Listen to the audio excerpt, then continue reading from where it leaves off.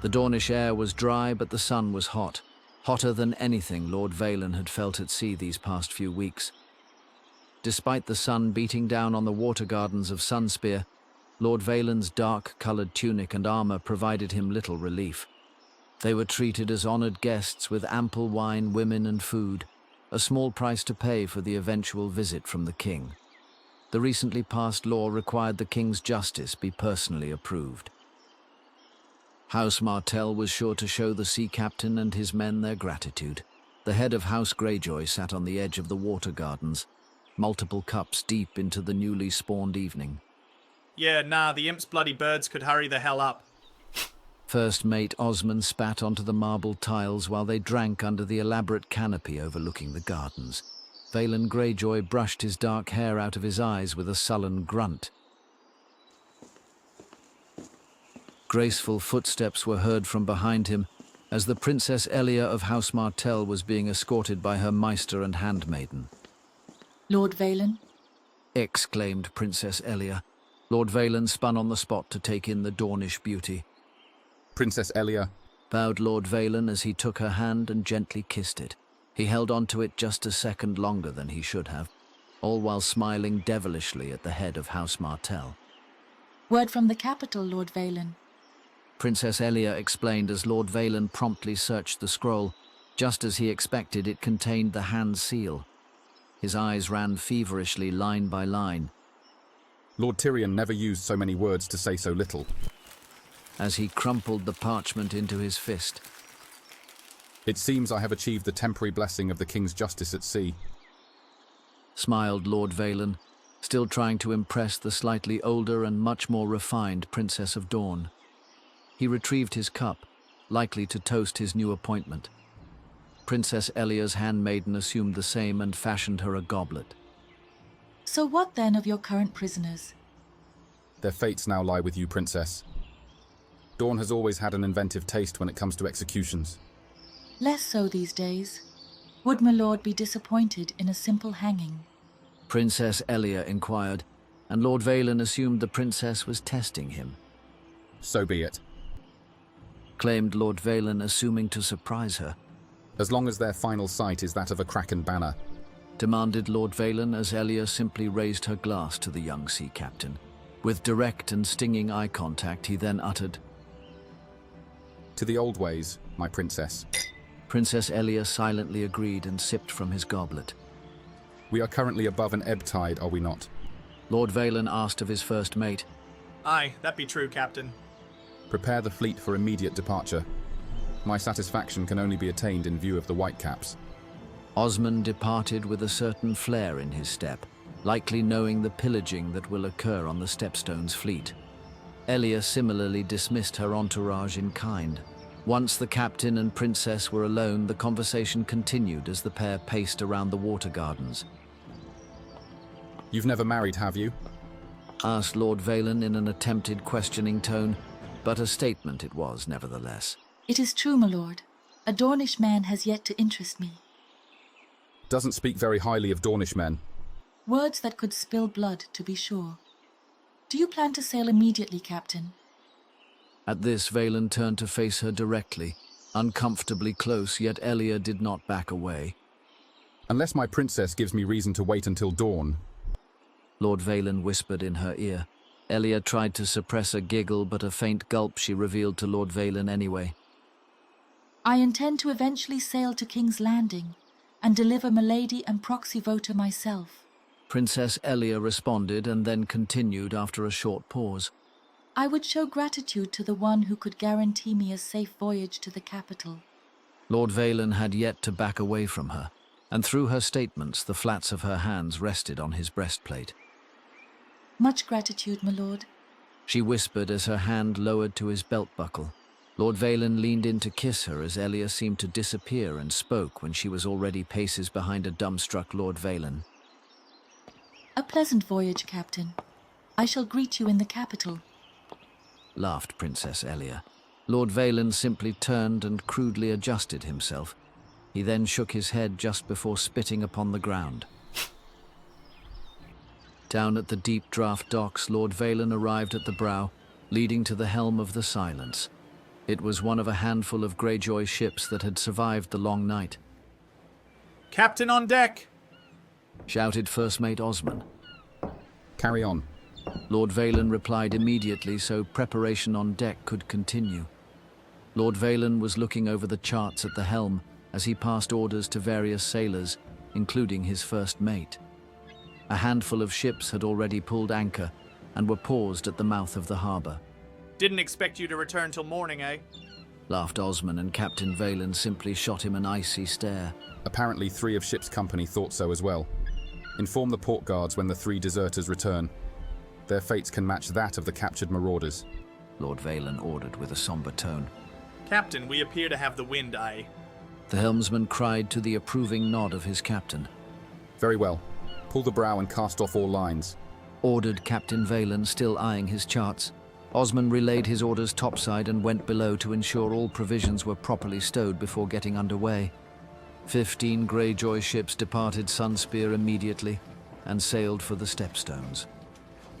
By the time the sun set the next day, Valen's Silence sailed past the Grey Gallows, the Stepstones' southernmost island chain.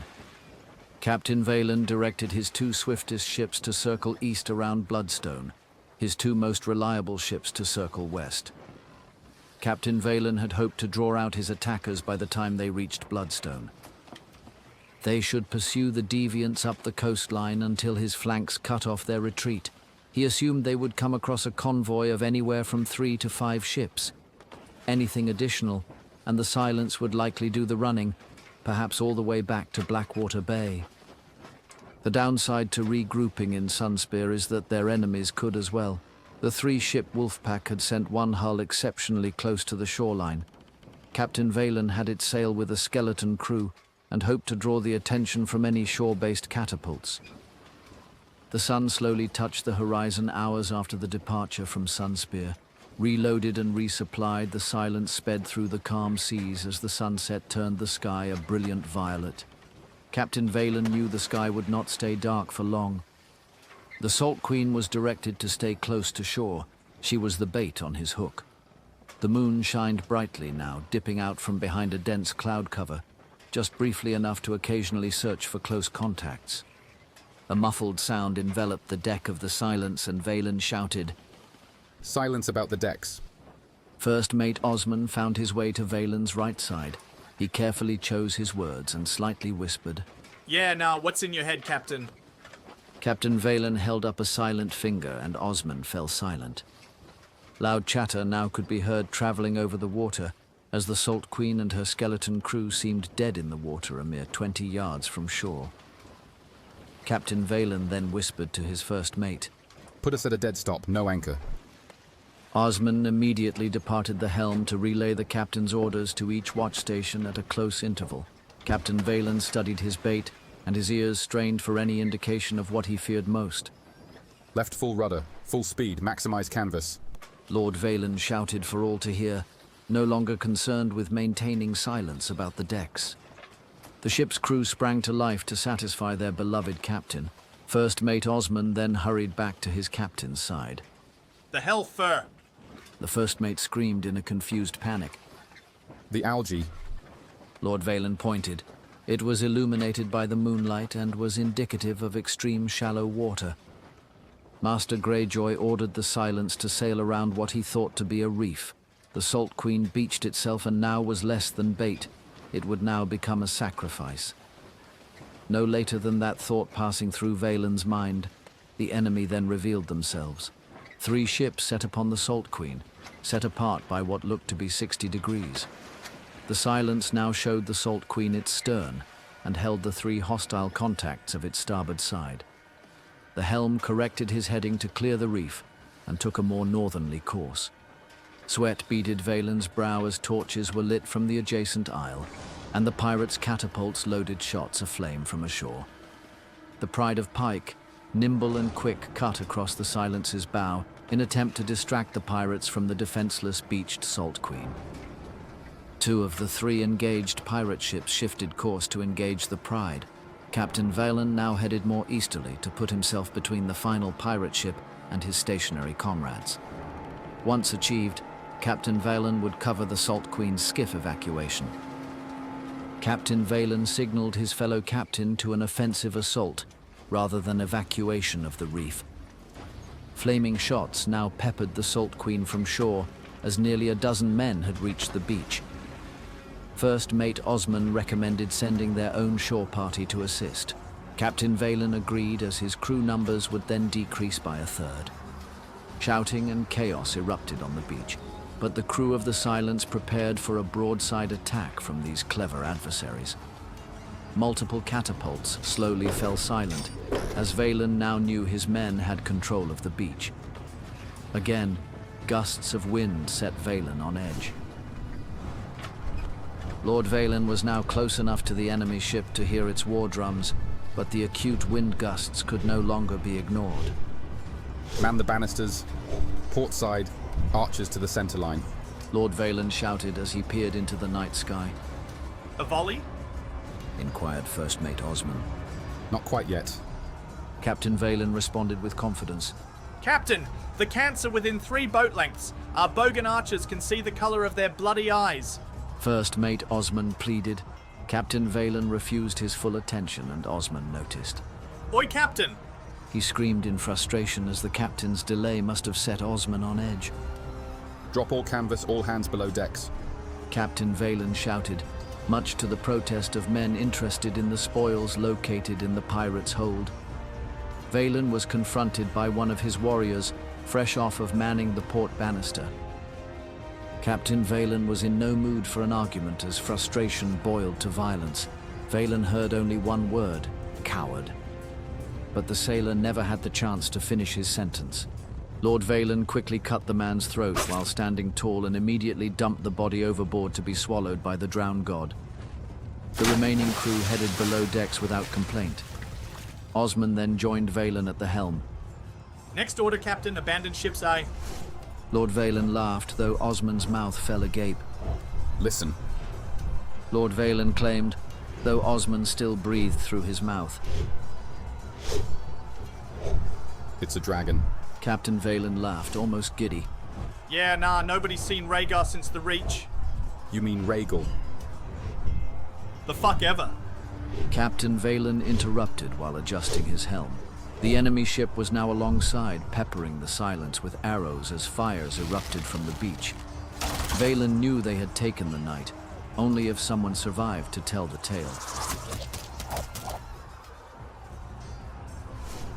The Wing's rush was now felt closer and closer to the Silence. Captain Valen prayed his men would not be the beast's next target. Rhaegal still rules this channel. Our sons and grandsons will be born, live and die before Rhaegal's wings cease haunting these waters. Captain Valen exclaimed. Just as his sentence finished, the close aboard contact was engulfed in flames and the roar of Rhaegal echoed through their ears. Captain Valen again adjusted the helm to put the enemy ship to its stern as it slowed. The crew was again now taking position to return the Silence to full speed. Rhaegal had chosen its foe. Luckily today they were not of House Greyjoy.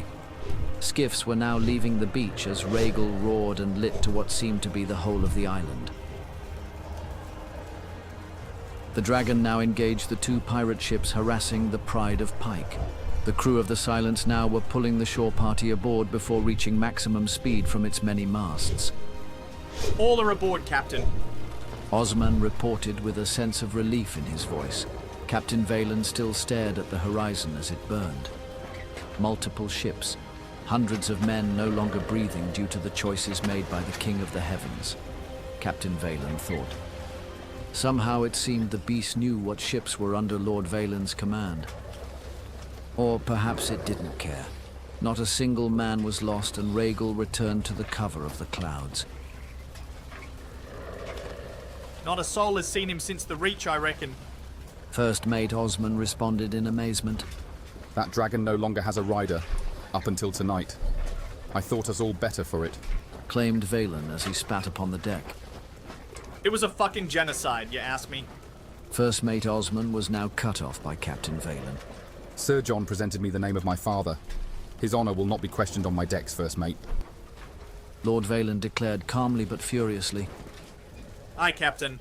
responded First Mate Osman emotionlessly after taking a deep gulp from his personal skin. The silence was now up to speed. Rally the fleet. Make our best speed for the capital. Captain Valen ordered, and Osman curtly nodded. Valen proceeded below decks and filled a tankard with a Dornish red before righting a simple stool. He drained the tankard in a single gulp, contemplating his first mate's criticism of Sir John. Surely John didn't mean to kill all those people, Valen thought.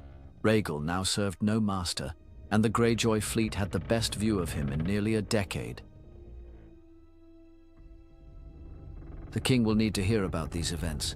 Pirates or no pirates, the stepstones were now guarded by a force no man alive could control, Captain Valen thought to himself.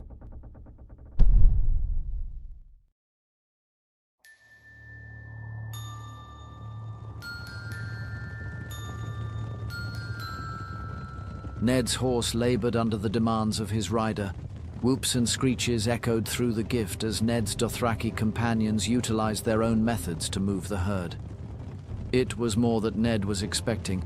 Nearly 75 colts and mares needed to be brought to Molestown and eventually Castle Black. Lord Eddard Stark would then ride even harder to Eastwatch, the castle his father seated his command of the new Night's Watch. The horse hooves churned up the sod and even a few made a futile attempt to escape. Omara typically rode the swiftest mare and often turned the renegade colt back towards the herd. Each and every time she would smirk at Ned, who typically rode the rear, covered in dust from the dry earth.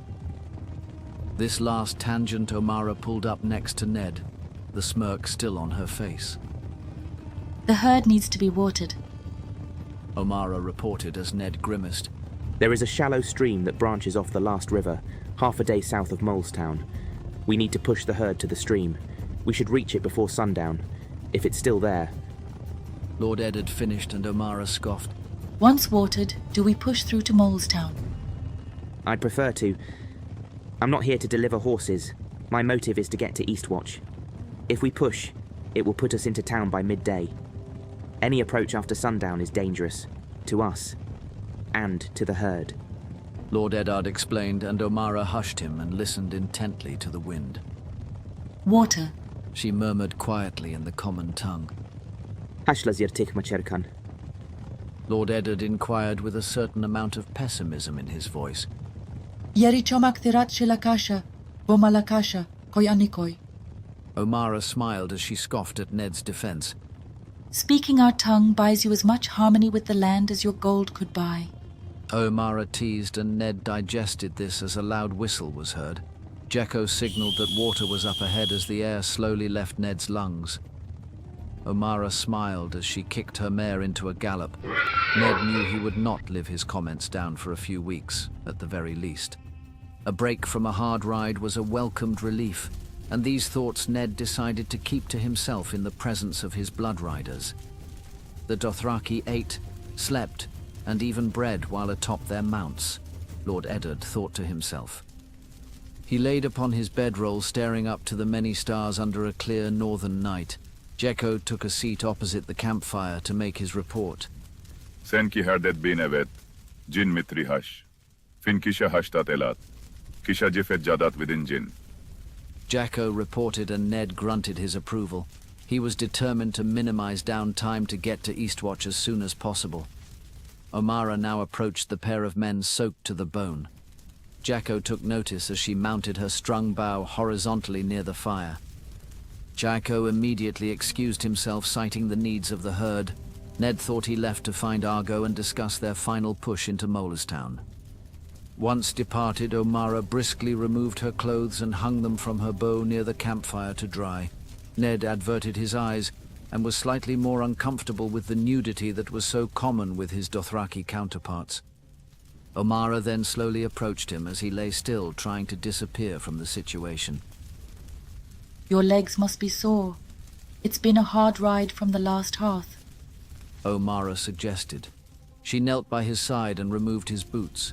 Her hands were rough yet gentle as she rubbed his feet. Ned felt uncomfortable but was enjoying the attention. His feet were indeed sore, though he would never admit to it. The moment he closed his eyes in enjoyment, O'Mara took notice and reached towards the laces on his trousers. Ned longed for her to continue, but he didn't dare open his eyes. Just as she reached for her prize, Ned heard the war horn blow. He sprang to his bare feet and secured his sword to his side. Ned knew his bow was attached to his steed as he made the calculated risk to leave the bow behind as he searched for Argo and Jekko, and, more importantly, the threat to the herd, or to themselves. The colts were quiet as Ned flanked around the grass which they were grazing. Ned breathed heavily as he tried to reach the opposite side of the herd. He was now regretting leaving his mount behind him. As he searched for his blood riders, a rider sped off from the rest of the colts. Reality set in quickly. The rider was not Dothraki, and the colt bucked occasionally between strides. Ned then turned to the closest mare and mounted it bareback. Without a bridle or reins, Ned squeezed his colt into a pursuit. It was a dangerous maneuver, but Ned thought the risk was mitigated by having 3 Dothraki screamers behind him. They rode for mere minutes before Ned pulled alongside the horse thief. Ned unsheathed his sword and contemplated how to separate horse from rider without injuring the horse. Trading a thief for a horse was no fair trade in the young Stark's opinion. Luckily, Argo and Jekko closed their position from the west. The thief rode well, but was inexperienced with horses that were yet to be broken. It was evident when the colt removed his rider rather violently. Ned brought his colt to a gallop and then leapt from his mount. The thief was still face down in the dirt as Ned approached, still barefoot, sword in hand. Lord Stark placed his bare foot squarely on the thief's back and pressed him back into the dirt. One reason, just one reason why I shouldn't run you in, thief. Lord Eddard screamed as the thief then raised his hands in surrender. My lord, please allow me to stand before I meet the stranger. He begged, and Lord Eddard attempted to pull him up by his dirty pale cloak. It pulled apart upon attempting, and revealed the dirty black makeshift armor beneath. Lord Eddard recognized it immediately. It was the same sparring armor he himself wore in the courtyards of Castle Black when he was young. Ned had captured a Night's Watchman fleeing south, though he kept his thoughts to himself. Where were you headed, thief? Free lands, my lord.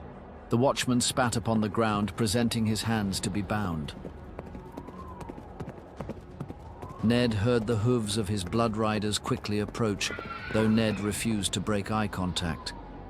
Unexpectedly, the watchman took an additional step towards Ned, which the young Stark took as a threat, as he should have.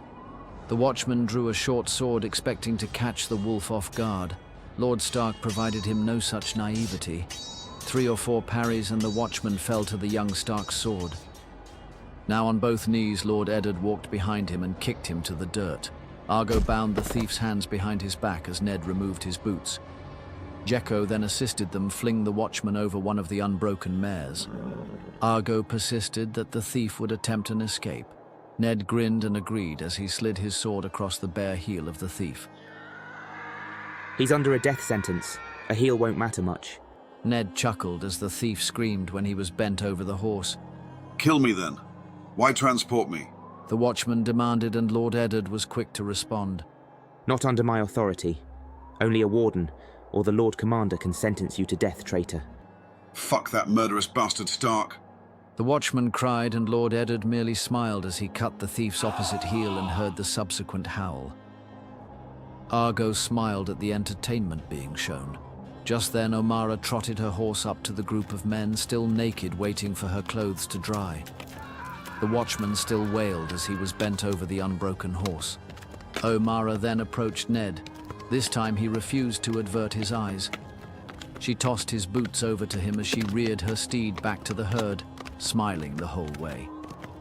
She took the time to retrieve Ned's belongings before the chase, but not her own.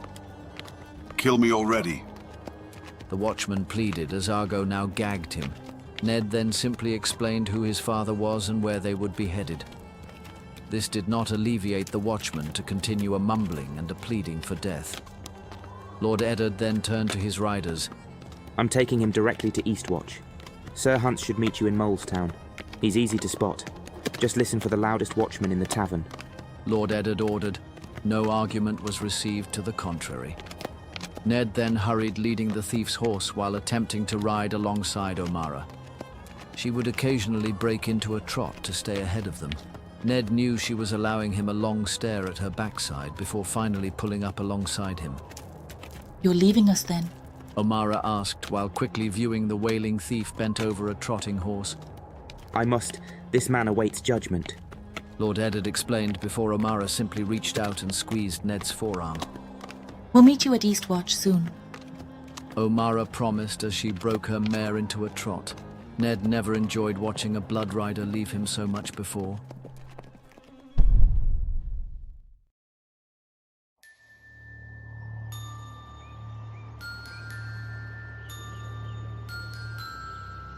The sun beat down upon the king's gate. Birds that had not yet dropped dead from the heat chirped their displeasure. The hand of the king patiently awaited the arrival of two major houses this morning. House Martell of Dawn. Their Princess Elia was the appointed member to sit the High Council. House Tarly would also be arriving at midday. The Lord Paramount of the Reach, Lord Samwell Tarly. I was hoping to find some relief in your shadow, my lord. Said a smooth voice from behind Lord Tyrion. The hand let out an amused grunt as Lord Varys then revealed himself. Lord Tyrion was accustomed to replying with a eunuch joke, but the Master of Whispers had dispelled that particular handicap many years prior. A glowing ruby pendant was the source of his newfound youth. It rested upon the dark, hairy chest of the young lord, appearing to be no older than 18 years of age. An armored sword hand grasped at the young Lord Varys from behind. No doubt it was because of the slight directed at the hand of the king. Lord Tyrion attempted to intervene, not for Lord Varys' safety, but for that of his assigned Kingsguard. Lord Varys simply smiled widely as he sidestepped and inverted the knight's forearm. Before Lord Tyrion could protest further, the knight was slammed onto his back in a cloud of dust as Lord Tyrion then rolled his eyes deeply. Before the breath had left Tyrion's lungs, a defensive Lord Varys held his staff at the Kingsguard's throat. Sir Jericho Motley was embarrassed as he struggled to apologize to Lord Varys for simply mistaking him. Lord Tyrion approached around the grounded Kingsguard and showed his disapproval to his longtime friend. Lord Varys then helped Sir Jericho to his feet, as Lord Tyrion then dismissed him. Lord Varys replaced his staff in the rear of his robes where the handle barely protruded outside the rear of his collar. Sir Jericho rose to his feet, his armor streaked with dust. His long, dirty blonde hair was tied into a ponytail and stuck to his sweaty face. My Lord Hand? Demanded an embarrassed Sir Jericho. I'll be fine, good sir. Lord Varys is all the protection I require. Smiled Lord Tyrion, and Sir Jericho obeyed without a word and returned to the Red Keep. I believe you may have wounded our second-in-command of the Kingsguard. Lord Tyrion revealed with a slight grin. I spilled no blood, my lord Hand. A bruised ego can cut deeper than a knife. Another lesson learned for the egotistical. What is the state of the people? Demanded the hand of the king to the Master of Whisperers. They have made their preferences known. They will not take the news well. Lord Varys advised as Tyrion knew what the spider was referring to. It was the king's decision to eventually appoint the High Council members rather than by popular vote of the individual kingdoms. The king is in agreement with them, though he would never admit to it publicly, as of yet. Lord Tyrion agreed, and Lord Varys refused to answer. Tyrion knew where he stood on the issue, as Lord Varys had always had the pulse of the city, Lord Tyrion thought. It seems the Dornish have arrived.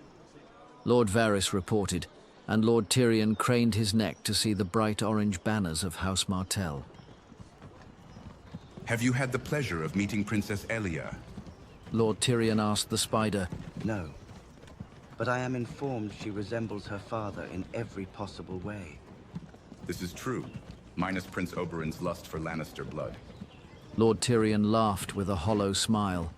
Numerous guards with their long spears came to rest and announced the arrival of their princess at the mouth of the king's gate. The royal carriage came to halt. The grunts of the 4 bright, pale horse echoed through the gateway. The king sends his regards. We welcome the Wardeness of the South. I am Tyrion Lannister, Hand of the King. Lord Tyrion finished as numerous olive-skinned attractive women poured from the princess's carriage. Lord Tyrion's face went blank. His knees felt weak as he was unsteady on his feet. Lord Varys reached out to steady him as Princess Elia approached the pair of men. My Lord Hand. Princess Elia responded, and Lord Varys gave Tyrion a slight nudge, trying to restore his focus. A few moments passed before words could form and spill from his tongue. We are honored to be welcomed to the capital, Lord Tyrion. We are well rested and would prefer a tour of the Red Keep. At your convenience, my lord. Yes, yes, of course. Lord Tyrion laughed nervously. Tysha, come here. Princess Elia ordered, and Lord Varys's mouth fell agape. Lord Tyrion knew Varys's stare could burn a hole right through his abnormally large head. Lady Tysha will be my representative to the High Council. She was recently admitted into the Dornish royal family as a lady-in-waiting. Princess Elia reported, and Lord Tyrion's eyes slowly rose to meet Lady Tysha's. My lady. Lord Tyrion responded sternly as Lady Tysha simply smiled and responded silently. Lady Yara, our master of ships will report to your apartments and provide a tour of the Red Keep within the hour. Lord Tyrion smiled falsely. He then briskly excused himself and strolled through the King's Gate, the spider scurrying closely by his side. My Lord Hand? Lord Varys inquired directly with an air of excitement in his calm voice. No. Lord Tyrion responded directly and sternly. Is that the same? Lord Varys asked, but Lord Tyrion interrupted the very same question. Not another word. Lord Tyrion demanded as Varys smiled to himself, clearly enjoying the torture of Lord Tyrion. Of all the people to be by my side when I saw her again. Lord Tyrion breathed, still in shock. A damned gossip. Oh, you can make anything sound derogatory, my lord. Yes, that was my one-time wife. An added complication to a complex situation. Lord Varys sniggered as the Tarly carriage and household guard wheeled by, just as Lord Tyrion attempted an escape from the King's Gate. Not another word. Lord Tyrion threatened his old friend. Or you'll have the King's Guard accost me again. Lord Varys laughed as Tyrion's frustration was boiling over. Lord Varys simply bowed and left to retrieve Lady Yara. Lord Tyrion was surprised to see such a modest guard for House Tarly, only 4 mounted horses as he could see. Lady Gilly Tarly was making her way down the carriage steps as Lord Tyrion then approached her. Lady Tarly? Lord Tyrion greeted the Lady of the Reach. My Lord Lannister. Lady Gilly replied. Lord Tyrion kept his eyes behind her, and she appeared to attempt not to notice. We need to speak on an urgent matter, my Lord Hand. Lady Gilly emphasized, to which the Hand quickly responded. Yes, yes, of course. Shall we wait for Lord Tarly? The precise reason for my urgency. Lady Gilly replied as Lord Tyrion stopped in his tracks despite his longing to escape from the King's Gate. He's not here, is he? Responded a somber Lord Tyrion. Will that be a problem with the council moving forward? Lady Gilly asked, and Lord Tyrion pondered on her question. Not for lack of an answer, but because of the reason as to why she would ask it. Lady Gilly then interrupted his pondering. My background. She responded ominously. No, obviously not. Where would Lord Tarly be then? He is heading north. Lady Gilly responded, and Lord Tyrion refused a reply until she provided amplification. He's rallied all the forces of the Reach and intends to avenge his father, his brother, and our son. Lady Tarly revealed, and Lord Tyrion digested this. Gilly then continued. You didn't receive our letter? Lady Gilly asked. Lord Tyrion just smiled and refused a retort. Sir Davos had made his way down to the King's Gate as Tyrion contemplated his predicament. Sir Davos, would you escort House Tarly to their quarters? Lord Tyrion asked as Lady Gilly and Sir Davos were familiar with each other from the Battle of Winterfell. Gilly seemed comfortable as she then accepted the escort. Lady Tarly, while here in the capital, you may speak with your husband's voice. Your background be damned. Lord Tyrion smiled as Lady Tarly slightly bowed her head in either appreciation or acceptance. Lord Tyrion fled back to the Red Keep to find his wife while he still had one. Once a breathless Tyrion reached the royal apartment, he found Lady Sansa holding their son Tyler. We need to speak. announced a clearly nervous Lord Tyrion. The army of the Reach is marching north. To what end? Lord Tarly means to kill Queen Daenerys. Lord Tyrion responded. This clearly attracted Lady Sansa's attention as she sat young Tyler on the floor. What does this do to the harvest? She inquired as Lord Tyrion seemed confused at the question. Lady Sansa then continued. That's the reason for your current concern, is it not? I'll have to reach out to Lord Tyreek. Perhaps he can spare a few hundred men to assist in the harvest. Lord Tyrion quickly responded to his inquisitive lady wife. So what is troubling you? Asked Lady Sansa as she sat next to him, reaching for his hand after pouring him a glass. Taisha. Lord Tyrion responded curtly, and Lady Sansa immediately ceased pouring the wine and finished the goblet herself in a single gulp. What of her? Lady Sansa asked. Lord Tyrion knew a long explanation was forthcoming. For once, Lord Tyrion was at a loss for words. Lady Sansa noticed this and showed her husband mercy. Joanna, we'll send her to Casterly Rock to start her courtship, with orders for your cousin Lord Tyreek to supply the Reach with men for a proper harvest. Lady Sansa responded simply. Lord Tyrion enjoyed the change of subject, but knew he would soon have to explain the dynamics of the complication with his ex-wife.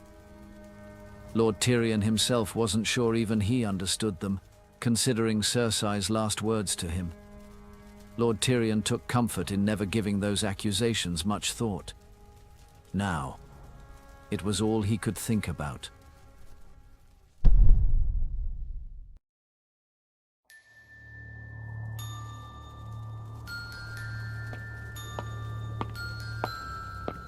Lord Robin Arryn paced around the Lord's chamber of the Eyrie. The most talented tailors in the Vale had brought their best work for Lord Robin to choose from.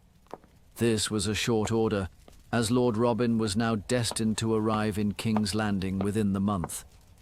The King's decision to uphold the Lord Paramount's decision to appoint their member to the High Council was indeed unexpected.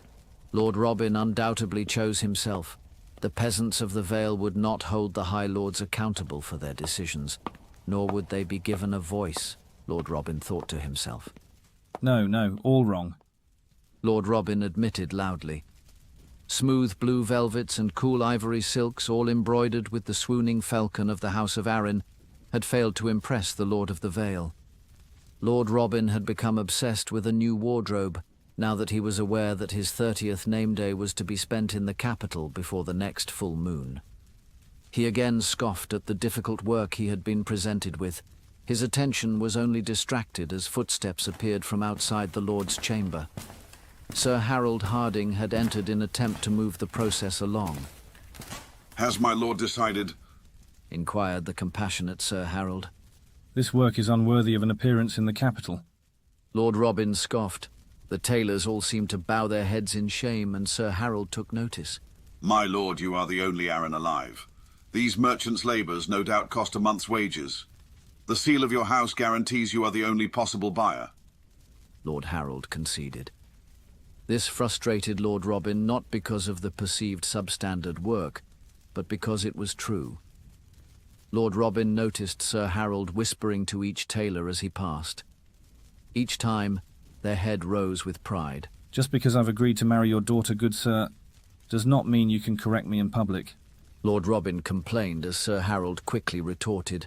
A marriage that has been delayed for nearly 5 years. Sir Harold responded with a stern stare. Lord Robin knew Sir Harold agreed to pay all the tailors' asking prices, and would have their monstrosities hung in his bedchamber, assuming him, Lord Robin, not to notice. Lord Robin had arranged this marriage years ago, in attempt to dispel any and all struggles over the succession of the Vale. Sir Harold Harding was a true-born nephew to Jon Arryn, and by default he was Lord Robin's rightful heir. Lord Robin had agreed to marry his bastard daughter Alice Stone to satisfy any attempt to challenge the Vale's succession. Alice was now 18 years old, and Lord Robin was nearly 30. The arrangement was nearly 5 years old, though Lord Robin had constantly found reason to delay. Sir Harold was knighted by Sir Yonce Royce prior to his departure to Winterfell, and eventual death during the Battle for the Dawn. Alice had now entered the throne room and paced around the moon door in silence. Lord Robin always knew she attempted to appear more appealing with every chance she could muster. Lord Robin always regretted this arrangement, but it was the best way to ensure the loyalty of the greatest knight in the Vale, and have his sword sworn to his side. Additionally, there was no better way to ensure a man's loyalty than to tempt them with power, or even better, to offer it to their children. Alice finally came to a stop within earshot of Robin, her hands folded and eyes bowed, hoping to be recognized by her betrothed. After a few moments of silence, Sir Harold then reported to his lord. Word from the twins, my lord. Sir Harold announced as he presented the letter to Lord Robin, and promptly left the throne room and his daughter behind him. Lord Robin unfolded the letter and casually scanned the perfectly scripted lines. Out, all of you, demanded Lord Robin. His cousin, Lord Bryndon of House Tully, had demanded his presence at Harrenhal. Just as Lord Robin digested this preposterous demand, lightning then struck the mountainside. A storm had crept up on his mountain, and wind gusts had extinguished the torches that lit the room. Lord Robin refused to be startled in front of his betrothed. Alice had placed a hood over her long auburn hair and slowly approached him in complete silence. Despite the howling wind, the torch in her hand had refused to be obstructed by the stiff wind. Alice was now mere steps from him as she held out an open hand. Lord Robin initially refused to take her offer, and kept his weary eyes fixated on her obscured face. After several tense seconds, his eyes traced her arm and down to her open palm. A bright orange jewel was in her palm. It was of no significance. The gem seemed to be calling to him. Faint voices could be heard coming from her palm. The more he focused, the more distinct the voices became, until he recognized the familiar voices within. The more he fixated on it, the more he became intrigued. The facets of the gem seemed to call to him, and the gem seemed to reach out and wrap him in a strong grip of warmth and calm. Suddenly the light had returned to the Lord's chamber. His mother, Lysa Arryn, was at the foot of the moon door. She wailed constantly as she was comforted by the Maester. He then saw his father, Jon Arryn, depart the Vale to assume his duty as Hand of the King. Again his mother wept until she was retrieved off the ground by his uncle Peter Baelish. His mother ceased her weeping and embraced his uncle feverishly. Peter, we had a wedding night many years ago. His cousin Sansa Stark was seated at the head of a table. Lord Baelish was on his knees pleading. A dark-haired girl then cut his uncle's throat at the command of his cousin Lady Sansa Stark. Now he was standing in a field watching the Stark girl drag Peter Baelish's body behind her horse. Lady Sansa was now building a castle out of the snow, just before she slapped a young Lord Robin many years prior. The room began spinning that turned Lord Robin's stomach. He found himself sprawled on the floor of his throne room. He couldn't speak or scream due to the large lump in his throat. Upon regaining his vision and orientation, Alice still stood in the corner of the dark room. Her slender man had taken her place. Lord Robin attempted to scream for his household guard, but again his voice seemed to fail him. What was that? The Lord of the Vale screeched. The truth. The slender man answered. Who are you? Lord Robin asked, his voice attempting to return to his throat. What? How? Lord Robin stuttered in his own confusion. This gem. It will trap your own thoughts inside it. Only a warlock of Karth can then reveal these thoughts. For themselves. Or to others. Such as yourself. My mother, her wedding night. Lord Robin choked in his mild panic. Lord Arryn took your mother as his third wife. The first two were unable to bear him children. The warlock revealed, and Lord Robin listened intently. Do you really believe that multiple wives were the problem in continuing the Arryn line? The slender man responded with a certain dramatic flair. My mother spoke of their wedding night. Was that before I was born? Lord Robin asked innocently. If it wasn't, why would I then show it to you?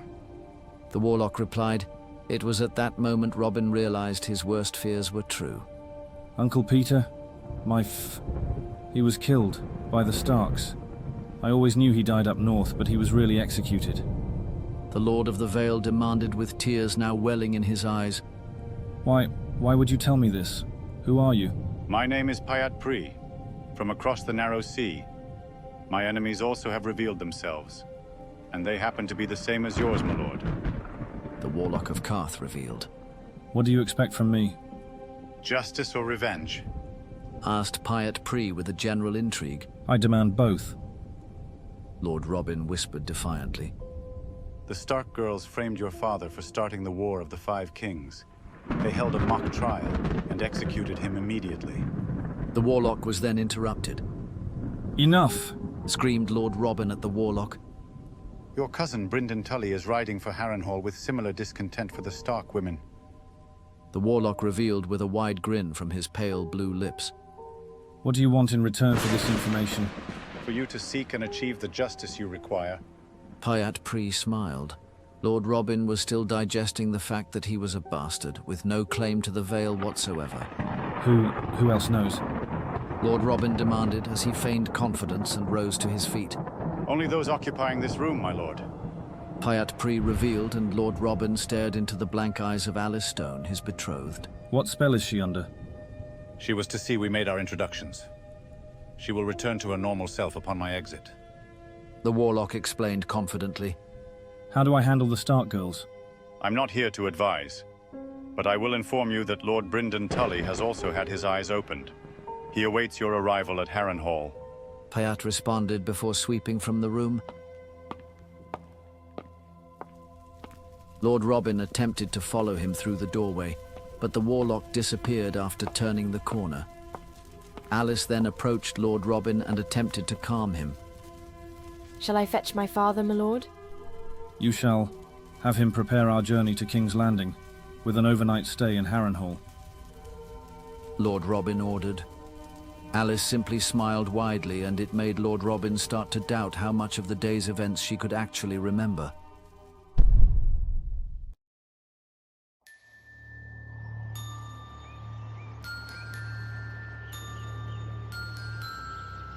The young Lady Lannister sat on the floor listening to her adoptive mother dredge on. She was appreciative of Lady Sansa's counsel, but the feeling of contempt was sometimes overwhelming. Lady Joanna knew all Lady Sansa had endured in her youth. No doubt this had led to a certain level of wisdom. Lady Sansa never passed the opportunity to lecture any young woman on how to navigate this complex world.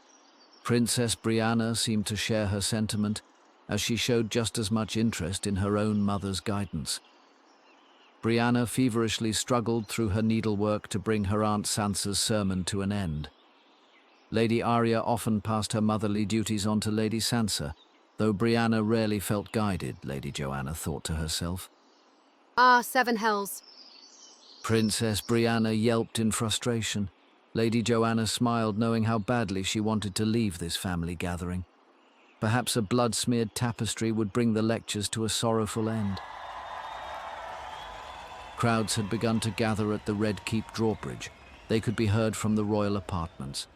The king's decision on the High Council members, known to the High Lords, would today be announced to the general populace. Princess Brianna had pricked herself on her needlework and continuously sucked on her forefinger until Lady Sansa noticed and quickly dismissed her. Princess Brianna placed her work at Lady Joanna's feet and quietly left the Hands' common room. Your thoughts on your travel? Lady Sansa asked inquisitively. If choices are forbidden, why wouldn't be thoughts?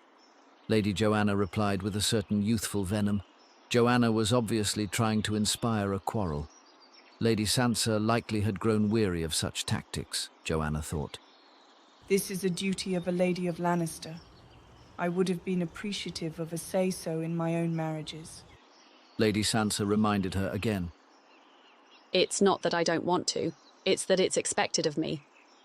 Lady Joanna admitted honestly as Lady Sansa sighed and smiled warmly. Think of the house. It is well known who your birth parents are, though it is Lord Tyler who will inherit Casterly Rock. Lady Sansa explained cautiously. Your father is in a very delicate position. He holds the title of Lord of Casterly Rock, though he did kill his own father, and rightfully so. Lady Sansa admitted as Joanna finally paid full attention. Lady Joanna could tell Lady Sansa had been rehearsing this delicate conversation. How can I help, Mother? Lady Joanna inquired honestly. Lord Tyrion had always been good to Joanna. His protectiveness had never seemed cumbersome, and she could never recall feeling patronized in his presence. Some of her fondest memories were of Lord Tyrion just being honest with her as a child. A strong marriage to the right lord will reinforce the Western lands for years to come, until young Tyler is of age. Lady Sansa explained. The Hand's cousin, Tyreek Lannister, ruled the Western lands in Lord Tyrion's name. Lord Tyreek was the sole surviving son of Tyget Lannister, Lord Tywin Lannister's younger brother. What is there to worry? Lady Joanna asked as Lady Sansa then continued, likely expecting the next question. Tywin Lannister held the Western lands together. He was feared and loved all the same. Lady Sansa then paused to clear her throat. But his disdain for your father, excuse me, for Lord Tyrion was his greatest weakness, and he paid for it with his life. Many still carry this grudge out west. Lady Sansa admitted bitterly. I still don't see how I can help the situation, Mother. Lady Joanna admitted honestly. Lady Sansa realized she was stressing and breathed deeply. Her eyes temporarily shifted to the window and the mounting sounds of gathering disgruntled peasants. Lord Tyrion may have raised you as his own, but you are not recognized as his. You are the daughter of Sir Jaime Lannister, and that absolves you of all of my husband's previous crimes. Lady Sansa explained nervously. Lady Joanna could tell she was uncomfortable discussing Lord Tyrion's past. A strong match with a Western lord will buy us some time. Your father hopes an honest approach with you will gain your agreement. Lady Sansa explained, now showing small signs of emotion. We love you dearly, and do not wish you to feel as a political pawn. Lady Sansa cried as a single tear welled in her eye. Joanna could tell Lady Sansa was speaking from personal experience. You needn't worry. I've learned of duty from the examples set before me. Some say your mercy was the only reason I am alive. I'm happy to help in any way I can. Lady Joanna smiled as Lady Sansa reached across the room and embraced her adoptive daughter. Lady Joanna could never admit she felt ostracized by her parents, and she appreciated the rare emotional honesty from her adoptive mother. Who are the best matches? Lady Joanna asked in a misty, albeit businesslike tone. Lady Sansa was slightly taken aback by her question. Your father will be very pleased to hear you ask the question, Lady Sansa admitted, but Joanna was pleading for more of Lady Sansa's honesty. There are many noble houses of the Western lands, but two specifically might interest you. The Westernlings and the Paynes. Both families are loyal to your father and have sons of the appropriate age. Lady Sansa admitted as Joanna let out a deep breath she was holding in. There will be many suitors. However, no delirious old men will be putting forth their names. I have made sure of it. Lady Sansa explained with a certain sternness to Joanna's relief. Sir Roderick Payne is a few years your senior, and you may enjoy his company. Lady Sansa admitted with a wide smile, as both ladies started giggling like tavern gossips. Bent over as Joanna was, she saw Princess Brianna's substandard needlework. Princess Brianna's pricked finger spelled out dragon skulls in smeared blood across her needlework. Lady Joanna immediately asked to be excused, and Lady Sansa quickly agreed, seemingly satisfied to finally enjoy an afternoon with her daughter. Lady Joanna hurried from the royal apartments and past the king's courtyard. The king's guard were mustering and preparing to set security for the king's announcement within the hour.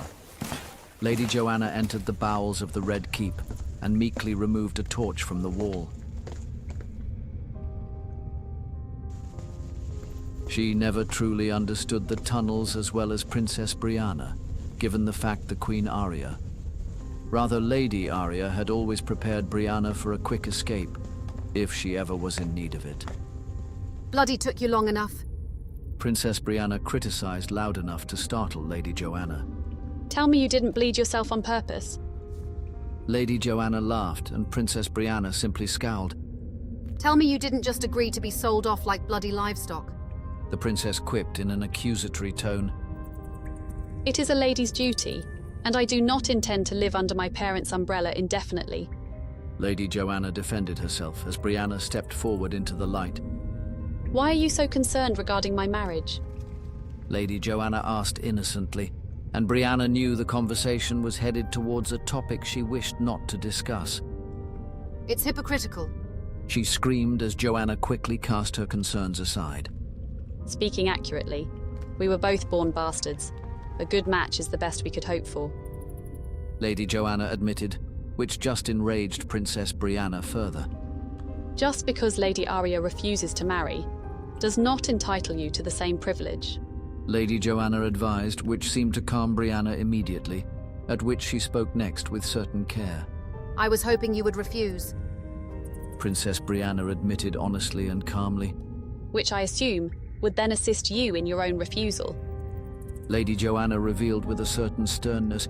Brianna was now exposed, and Lady Joanna was well aware of it. Think on it. Our Lord Husband's unquestioned authority in Casterly Rock and Storm's End. All due to our blood, not theirs. They'll be lining up for weeks just to beg our blessings. Lady Joanna giggled, but Princess Brianna was not so easily swayed. A quick roll of her eyes told Joanna all she needed to know of Brianna's attitude towards the whole predicament. Suddenly, quick-footed steps hurried down the staircase as Lord Varys and Lady Yara Greyjoy sped past them. They were speaking of the Tarly army abandoning the Reach and their concerns over Lord Tyrion Lannister's intentions. Lady Joanna attempted to reveal herself as Brianna grabbed a fistful of her bright blonde hair and covered her mouth, shushing her into submission. Lady Joanna struggled briefly against Brianna's strength, but eventually succumbed. Once out of sight, Brianna flipped Joanna towards her, gaining her attention. You realize their concern, don't you? Brianna asked intently, and Joanna attempted to respond after being physically accosted. What do you mean? Lady Joanna asked, though she knew why. This is why you're being sent west, to challenge Lord Tyrion's authority. Princess Brianna realized, as did Lady Joanna finally. Something's amiss. People are worried. Brianna admitted to her. Before Joanna could respond, a deep voice cleared itself from behind them. Ahem. It spoke, garnering their attention. Princess Brianna let her hold go of Joanna as the two young ladies turned to see Ser Davos, the king's master of coin. You ladies are due at the royal announcement. Ser Davos smiled warmly. Of all the members of the small council, Lady Joanna revered Ser Davos the best. He carried himself as a grandfather to her always, given the fact that war had removed all of Lady Joanna's. The Onion Knight then escorted the ladies to the drawbridge of the Red Keep, as the large crowds fell into silence. Lady Joanna saw her parents flanked by the rest of the members of the small council. Lady Missandei was introduced by Lord Tyrion and spoke of the king's decree. Lady Joanna was surprised to see the stirring of the crowd even before the announcement was made. In the effort to return authority to the people, by order of his grace, the Liege Lord will decide on their kingdom's best interest to seat its member of the king's newly formed High Council. Lady Missandei announced to a deafening ridicule. Lady Joanna looked towards her father to see the concern in his face. This filled her with a renewed vigor to try and relieve him of some of this stress he was seemingly enduring.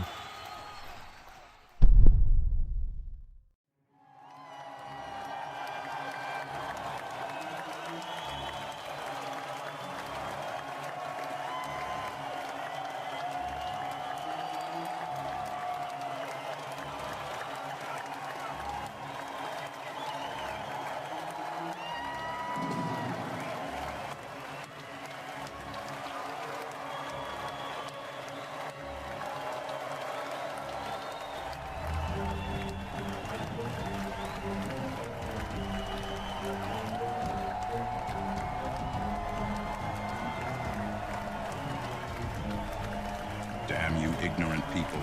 Have any of you even considered the possibility your king is attempting to better your way of life?